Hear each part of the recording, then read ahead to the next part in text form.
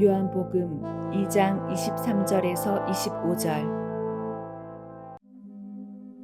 파스카 축제 때 예수님께서 예루살렘에 계시는 동안 많은 사람이 그분께서 일으키신 표징들을 보고 그분의 이름을 믿었다.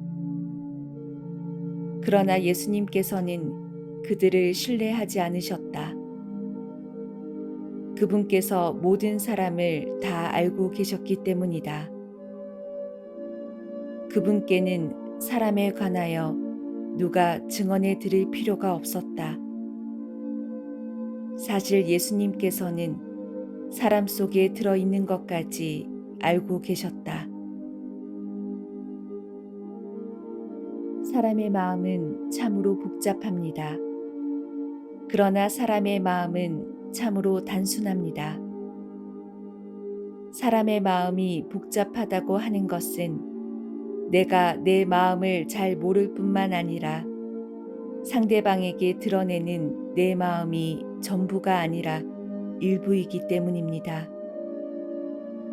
그리고 우리가 다른 사람을 대할 때 때로는 놀라워하고 때로는 경악하게 되는 것은 나도 상대방도 자신의 마음을 잘 모르기 때문입니다.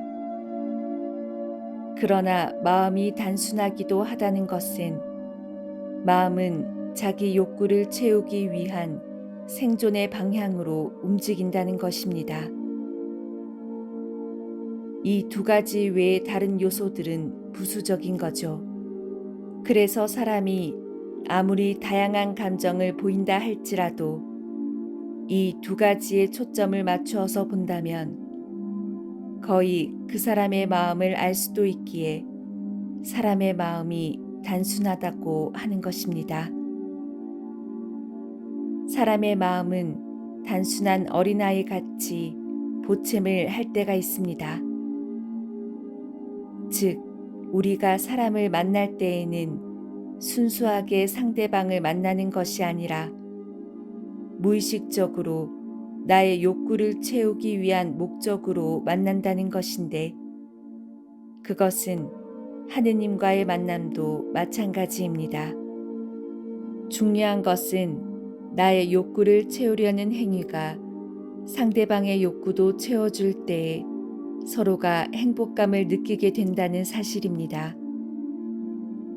오로지 나의 욕구를 채우기 위한 대상으로 상대방을 생각할 때 상대방은 당연히 나를 의심하고 불신하게 됩니다. 이처럼 나와 너의 행복을 추구하면 성숙한 사람이라 하고 나만의 행복을 위해 다른 사람을 이용하려 하면 미성숙한 사람, 심지어 나쁜 사람이라는 소리를 듣게 되는 것입니다. 주님께서는 당신의 기적을 보고 다가오는 사람들을 믿지 않으셨다고 하셨습니다. 주님이 그리하신 것을 이런 관점에서 이해할 수 있습니다. 그런데 믿음의 문제에 있어서 우리에게 참으로 중요한 주제는 우리가 하느님께 가진 욕구가 무엇이든 간에 하느님께서는 절대로 우리를 내치지 않으신다는 것입니다. 하느님은 사람이 어떤 마음을 가졌든 간에 함께 하셔서 당신의 사람으로 만드셨습니다. 따라서 내 마음이 어떠하든 간에 하느님 곁을 떠나지 않는 것, 그것이 신앙인이 견지해야 할 가장 기본적인 자세라 말할 수 있겠습니다. 그런데 주님처럼 나는 다른 사람의 속을 다 안다, 이렇게 호언장담하는 분들, 그런 분들은 왜 그런 것일까요? 사람은 마음이 불안할 때, 그리고 무엇인가 두려움이 생겼을 때 사람의 마음을 알고 싶어 하고 상대방이 이럴 것이다 라고 단정 지으려 합니다. 아주 작은 단서를 가지고 상대방의 마음을 아는 것처럼 단정 짓는 언행을 한다는 것입니다.